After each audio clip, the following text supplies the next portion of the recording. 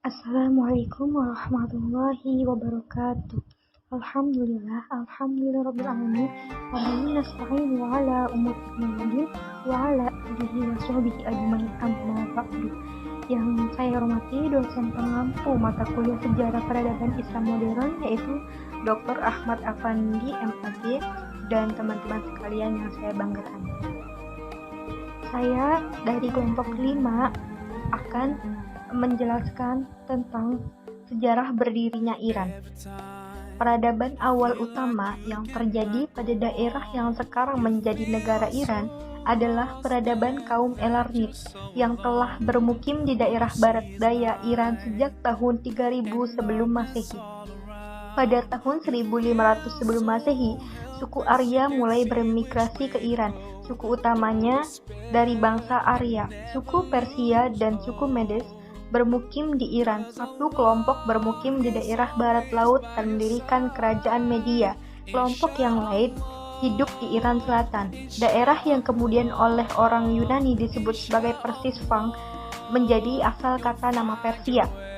Bagaimanapun juga, baik suku bangsa Medes maupun suku bangsa Persia menyebut tanah air mereka yang baru sebagai Iran, yang berarti tanah bangsa Arya. Pada tahun 600 sebelum Masehi, suku Medes telah menjadi penguasa Persia.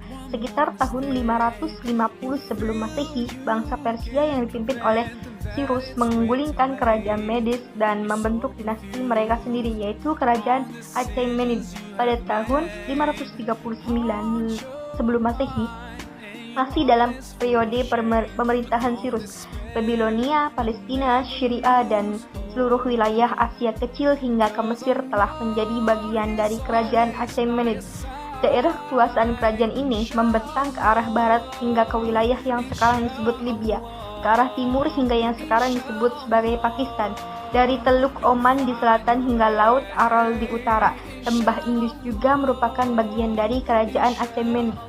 Seni budaya Achaemenid memberikan pengaruh pada India, dan bahkan kemudian dinasti Maurya di India dan pemimpinnya Asoka sangat terimbas dengan pengaruh Achaemenid. Namun pada tahun 1331 sebelum Masehi, Alexander dari Macedonia menaklukkan kerajaan tersebut. Penaklukan keseluruhan kerajaan Achaemenid oleh Alexander dianggap sebagai sebuah tragedi besar oleh bangsa Iran ketika itu. Demikian seterusnya, yang pada akhirnya orang Persia kembali memerintah Persia dan mendirikan kerajaan Ikhaniah.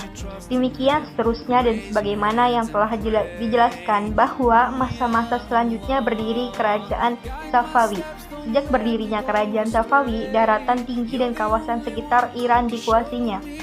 Dipahami bahwa kerajaan Safawi adalah penganut paham Syiah. Praktis bahwa sejak itu negeri Iran menjadi negara Syiah. Dalam hal ini, Iran menjadi negara Syiah Itsna Asyariyah. Pada periode Safawi, ulama tampil sebagai kekuatan sosial penting.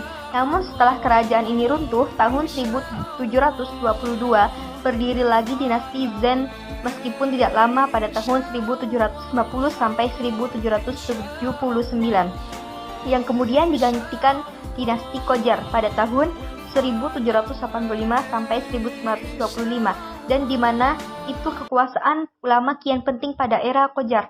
Setelah Qajar berdiri rezim Pahlawiyah, dan pada akhir abad ke-19 ulama menjadi pelaku utama dalam gerakan dan lembaga sosial negeri ini yang pada gilirannya terbentuklah Republik Iran. Kronologis sejarah yang panjang atas berdirinya Iran dengan uraian singkat seperti yang telah dipaparkan, sebenarnya dalam beberapa masa dan periode terjadi beberapa kali penggantian rezim kerajaan. Sejak masa lalu sampai berdirinya kerajaan Safawi, Iran dikenal dengan nama Persia. Dan dalam sejarah dikatakan bahwa pada tahun 1935 berubah nama menjadi Iran. Kemudian setelah terjadi revolusi tahun 1979, sebagaimana data di atas berganti nama menjadi Republik Islam Iran, yakni Islamic Republic of Iran atau Al-Jumhuriyah Al-Islamiyah Al-Iran. Dan bila diperhatikan peta dunia, peta tersebut menunjukkan bahwa Iran menjadi negara terbesar kedua di Timur Tengah setelah Saudi Arabia. Berdirinya Iran menjadi negara Republik Islam tentu juga dimulai dengan sejarah yang panjang. di mana terjadi pergolakan antara negara penguasa dengan ulama antara tahun 1992 dan 1905. Sekalipun sebagian ulama menjalin hubungan baik dengan kerajaan Qajar, namun peran ulama tidaklah signifikan sebab ketika itu kerajaan bisa dikatakan di bawah kendali Rusia. Pengkaburan antara pemerintahan konstitusional dan institusi keagamaan terjadi.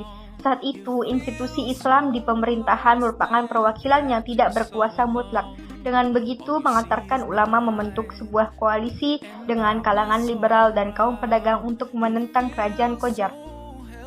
Akhirnya, pada tahun 1906 dilaksanakan sidang keanggotaan konstituens, dan keanggotaan tersebut telah mencerminkan sebuah koalisi antara kalangan ulama, pedagang, dan kelompok liberal menciptakan konstitusi yang secara resmi berlaku sampai tahun 1979.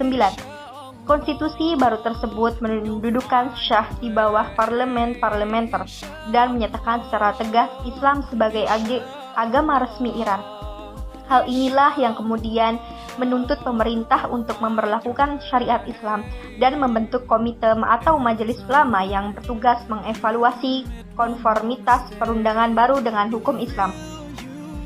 Jadi dipahami bahwa pada memasuki awal abad ke-19, ulama telah memiliki peran yang dianggap signifikan dalam pemerintahan Iran. Tetapi pada tahun 1907 dan 1908, Syah menggunakan Brigade Cossack untuk membubarkan parlemen, dan akhirnya kalangan pada tahun 1909 sampai 1911 ulama terpecah dan cita-cita mewujudkan pemberlakuan syariat Islam belum terwujud sepenuhnya, apalagi ketika itu Rusia kembali mencampuri urusan dalam negeri Iran. Demikian seterusnya hingga terjadi Perang Dunia I. Maka antara tahun 1911 sampai 1925 Rusia menguasai Iran bagian utara dan Inggris menguasai Iran sebagian selatan. Dari sini dipahami bahwa sejak masa itu Iran mengalami kemunduran dan selanjutnya diambil oleh Shah Reza Pahlavi atau rezim Pahlawiyah dengan pemerintahan yang otoriter di bawah kendali Rusia dan Inggris. Di saat itu terjadilah westernisasi kultural dan penjinakan kekuatan ulama. Tampilnya Shah Reza sebagai penguasa Iran mengatasi oposisi elit agama. Shah Reza membentuk pemerintahan sekuler, sekolah-sekolah menjadi sekuler, pengawasan pemerintah terhadap sekolah agama ketat, dan subsidi untuk pendidikan agama dikurangi. Sampai pada akhirnya ketika terjadi Perang Dunia II, tahun 1939, Iran menyatakan kenetralan, tidak berpihak, tetapi sekutu ingin menggunakan jalan kereta Transiranian Railway untuk mengirimkan peralatan perang dari Inggris kepada Rusia di bawah Stalin. Bagaimanapun juga, Shah Reza pada titik tertentu di bawah tekanan Hitler atau Jerman. Di akhir tahun 1930, lebih dari separuh perdagangan luar negeri Iran adalah dengan Jerman yang menyediakan mayoritas pemesinan untuk program industrialisasi Iran. Selanjutnya, pada tahun 1941, imperialis Inggris dan Rusia Stalin menginvasi Iran. Mereka memaksa Shah Reza untuk mengundurkan diri, menempatkan putranya Muhammad Reza Pahlavi sebagai penggantinya. Shah yang baru mengizinkan mereka untuk menggunakan rel kereta api tersebut dan menempatkan pasukannya di Iran hingga perang selesai. Kehadiran pasukan perang imperialis Inggris di Iran selama masa pertempuran mendorong timbulnya gerakan massa di dalam majelis. Suatu kelompok nasionalis di bawah pimpinan Mossadegh menuntut diakhirnya kontrol Inggris atas industri minyak. Pada tahun 1951, majelis menyepakati suara untuk menasionalisasi industri minyak, tetapi Perdana Menteri menolak untuk mengimplementasikannya. Menyadari akan bahayanya kebijakan yang anti-imperialis, maka pada 16 Agustus 1993, Shia melancarkan kudeta terhadap Mossadegh pada tanggal 19 Agustus 1993. Syah kembali berkuasa pada tahun 1960 sampai 1961. Krisis politik dan ekonomi kembali mengemuka. Ketika pemilihan majelis dimanipulasi besar-besaran, kekacauan politik dan ekonomi menimbulkan sebuah pembongkaran umum yang secara brutal ditindas dengan pertolongan agen polisi rahasia yang kejam, Safak. Syah memperkenalkan apa yang disebut dengan program revolusi putih, program reformasi agraria yang dikombinasikan dengan langkah-langkah pendidikan dan kesehatan dari tahun 1963 sampai 1973, secara politik dan ekonomi Iran relatif stabil. Shah mencoba menggunakan dana untuk mengubah Iran dalam semalam menjadi apa yang dia gambarkan sebagai negara adidaya kelima di dunia. Dengan ilusi ini dalam pikirannya, dia merayakan ulang tahun ke 2500 pendirian pertama kerajaan Persia pertama oleh Cyrus pada tahun 550 sebelum Masehi pada tahun 1971. Akan tetapi penghasilan minyak segera diikuti dengan inflasi yang pesat, migrasi massal ke daerah perkotaan, minimnya perumahan dengan infrastruktur yang tidak mencukupi, serta jenjang pendapatannya semakin melebar. Kondisi ini memicu kekecewaan yang mendalam di antara para buruh, kaum petani, dan kelas menengah yang termuntahkan dalam sebuah ledakan gerakan massa revolusioner dan melakukan pemogokan. Pemogokan umum yang dilakukan kaum pekerja melumpuhkan sistem, akan tetapi karena kebijakan yang diambil oleh Partai Tudeh atau Partai Komunis dianggap salah, revolusi tersebut dibajak oleh para fundamentalis. Pada puncak gerakan itu, Khomeini sedang berada di Prancis. Khomeini memperoleh dukungan dari golongan pemerintah di Prancis yang melihatnya sebagai sarana untuk membelokkan revolusi itu dari relnya. Singkat sejarah, transisi kepemimpinan dari Shah Muhammad Reza Pahlavi digantikan oleh gerakan revolusi Islam pimpinan Ayatullah Ruhollah Khomeini pada tahun 1979. Namun, pada November tahun yang sama pemerintahannya sempat vakum sebab Shah diizinkan masuk Amerika dan mendapat perlindungan dari Presiden Ronald Reagan. Amerika yang telah menjadi negara adik kuasa ketika itu menekan Iran dan menginginkan agar Shah kembali berkuasa di Iran. Suasana seperti yang disebutkan tadi menyebabkan pendukung Khomeini bergerilya dan akhirnya mereka berhasil memberikan kekuasaan besar kepada wali faqih, ahli hukum, kepala wilayah atau negara, Imam Khomeini pada tahun 1980 sampai memasuki tahun 1991. Para pendukung Khomeini menguasai lembaga penting negara, dan ketika terjadi pemilihan presiden dan parlemen pada Juni 1981, mereka menguasakan sepenuhnya kepada Khomeini. Disinilah mulai Iran memasuki masa revolusi besar-besaran dan mengundangkan misi religius Syiah di Republik Islam Iran.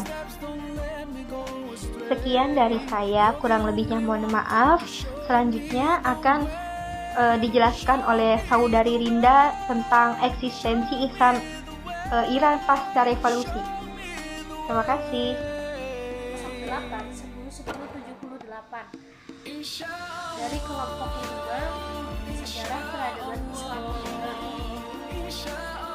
Kelas PAI 5. Di sini saya sebagai pemateri kedua yang akan menjelaskan tentang eksistensi Islam Iran pasca revolusi. Membicarakan tentang eksistensi Muslim Iran dan sejarah Muslim, fokusnya adalah tentang sejarah perkembangan Islam di negara tersebut, yaitu di Iran, terutama pasca revolusi.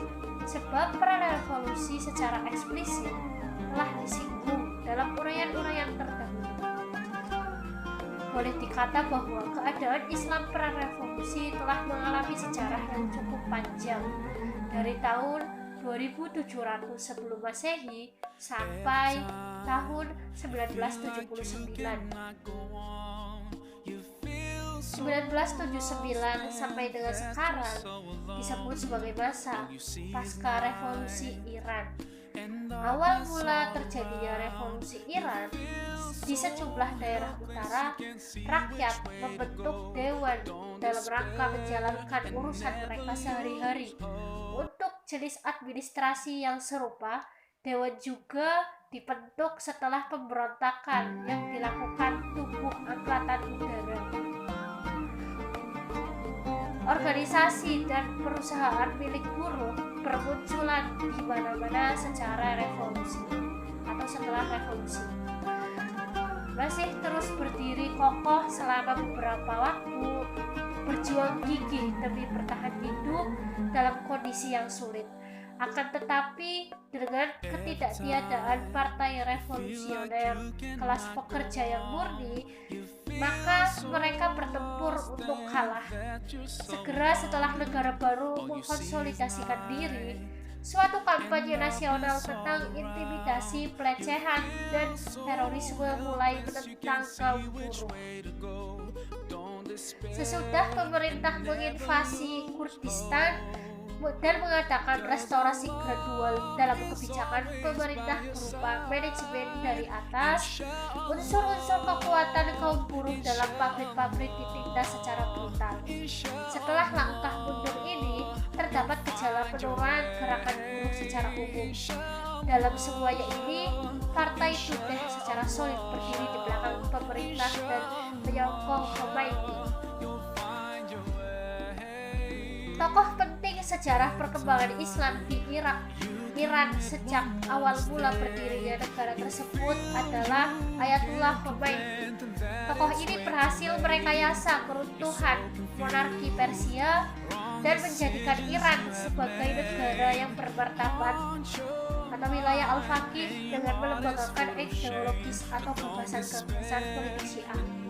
Dengan demikian, dalam memahami perkembangan Islam di Iran, mesti dipahami perkembangan mazhab Syiah atau perkembangan Syiah di Iran merupakan pertanda perkembangan Islam di Iran, sebab undang-undang yang diberlakukan pasca revolusi adalah berdasarkan pada mazhab Syiah.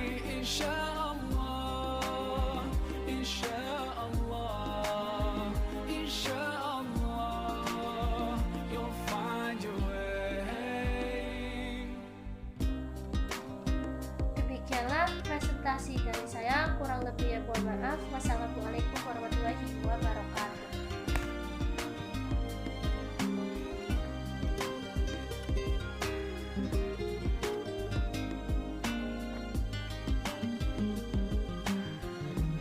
Assalamualaikum warahmatullahi wabarakatuh. Nama saya Rizky Amelia Putri dengan NIM 1908101079. Di sini saya akan menyampaikan sedikit tentang peradaban Islam modern di Iran.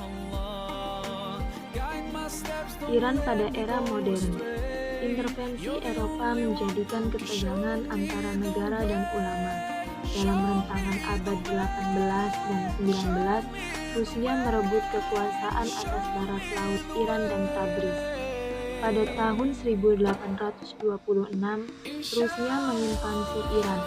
Bangsa Rusia memberikan kekalahan yang hebat atas Iran pada tahun 1827. Yang kemudian sesudah itu, dua negara tersebut menandatangani Traktat Turko-Manchai.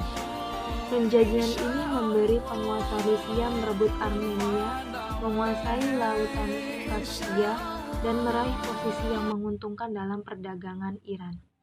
Serangkaian penaklukan Rusia diimbangi oleh pihak Inggris yang berusaha menguasai Afghanistan untuk mengamankan Imperium India. Pada tahun 1856, Iran mencoba untuk mendapatkan kembali bekas teritorinya di barat laut Afghanistan, tetapi Inggris menyatakan perang terhadap Iran. Pada tahun 1857, Iran dipaksa menandatangani traktat yang menyerahkan semua klaim terhadap Afghanistan. Akibat dari kebijakan Inggris ini, yaitu terbentuknya wilayah dominasi Rusia di Asia Tengah dan Kaukasus serta wilayah dominasi Inggris di Afghanistan. Setelah tahun 1857, bentuk utama penetrasi Inggris dan Rusia adalah bidang perekonomian. Pada tahun 1872, pemerintahan Iran memberikan konsesi yang besar kepada Baron de Ruyter dengan berbagai hak. Pada tahun 1889, Imperium Bank of Persia didirikan dengan bantuan Inggris, dan kemudian sebuah perusahaan Inggris diberikan hak monopoli industri tembakau Iran. Rusia pun demikian berusaha mencapai kompensasi ekonomi. Perusahaan penangkapan ikan di Kaspia diambil oleh Rusia dan dibentuklah Bank of Persia oleh Prakasa dan bantuan Rusia. see is night and darkness all around. Yang selanjutnya yaitu hubungan agama dan negara di Iran pada era modern. Pada masa pemerintahan Muhammad Shah, keadaan diperparah dengan ketegangan antara negara dan ulama tentang kebijakan keagamaan anti-ulama, dengan melanjutkan upaya mengambil metode pemerintahan dan strategi peperangan Barat. Pada tahun 1840, ia menggulingkan kekuasaan Sayyid Muhammad Baqir di Isfahan. Ketegangan antara negara dan ulama semakin meningkat pada masa pemerintahan selanjutnya, yaitu Nasir ad-Din Shah. Pada masa ini, pemerintahan berusaha memperkokoh pengaruhnya dengan mempersempit yurisdiksi ulama dan dengan membentuk lembaga peradilan baru. Kebijakan ini mempersempit hak keagamaan ulama sehingga terbatas pada masjid dan tempat suci, dan berusaha menguasai dana keagamaan, mengurangi sumbangan dana, dan memprakarsai pendirian sekolah-sekolah sekuler sebagai tandingan sekolah-sekolah ulama. Negara juga berusaha menghapuskan kegiatan takliyah. Pada beberapa dekade pertengahan abad 19, ulama menyadari diri bahwa mereka sudah tidak berdaya dan tidak hanya disebabkan oleh sikap negara yang semakin kuat, tetapi juga oleh tumbuhnya beberapa gerakan agama yang baru, seperti munculnya seruan dakwah yang dilakukan oleh Sayyid Ali Muhammad. Pada tahun 1844, Sayyid Ali Muhammad mengklaim dirinya sebagai wakil dan belakangan ini juga mengklaim sebagai imam sejati. Kemudian ia juga menyampaikan kitab baru yaitu Al-Bayan yang mengungguli Al-Quran. Dengan seruan dakwahnya ia lakukan, terbentuklah beberapa pemberontakan di beberapa provinsi Iran. Tetapi gerakannya berhasil ditaklukkan oleh Qajar dan Sayyid Ali Muhammad pun terbunuh pada tahun 1852. Selanjutnya, tahun-tahun antara 1892 dan 1905 merupakan tahapan awal yang mengantarkan pada puncak pergolakan antara negara dan ulama, yaitu krisis konstitusional. Sekalipun sebagai ulama menjalin kolaborasi dengan kerajaan Qajar, namun perkumpulan rahasia yang terdiri dari intelijensi, ulama, dan pedagang melancarkan agitasi politik bawah tanah. Pada tahun-tahun ini juga alasan keagamaan tradisional dan alasan ekonomi yang menentang kebijakan pemerintah digabungkan dengan ide-ide konstitusional. Krisis konstitusi ini disebabkan karena tidak puasnya dengan kekuasaan yang terbatas oleh majelis atau parlemen, sehingga muncullah pemberontakan dari kota Tabriz yang dipimpin oleh Sattar Khan. Kemudian pada tahun 1906 diselenggarakan sidang Dewan Konstituante Nasional yang menempatkan Shah di bawah pemerintahan parlementer dengan Islam sebagai agama resmi Iran. Pemberlakuan konstitusi baru ini bukan menciptakan suasana yang baik, tetapi menjadi awal dari pergolakan yang berkepanjangan. Konflik ini mengantarkan Iran pada periode anarkis yang berlangsung dari tahun 1911 sampai 1925. Sementara itu, Reza Khan, seorang panglima militer, melakukan kudeta dan mengambil alih kendali atas militer serta mengangkat dirinya menjadi raja setelah pengusiran raja terakhir. Ia merupakan pendiri kerajaan konstitusional, yaitu dinasti Pahlavi sampai tahun 1979. Mungkin itu saja yang bisa saya sampaikan, kurang dan lebihnya mohon maaf. Wassalamualaikum warahmatullahi wabarakatuh.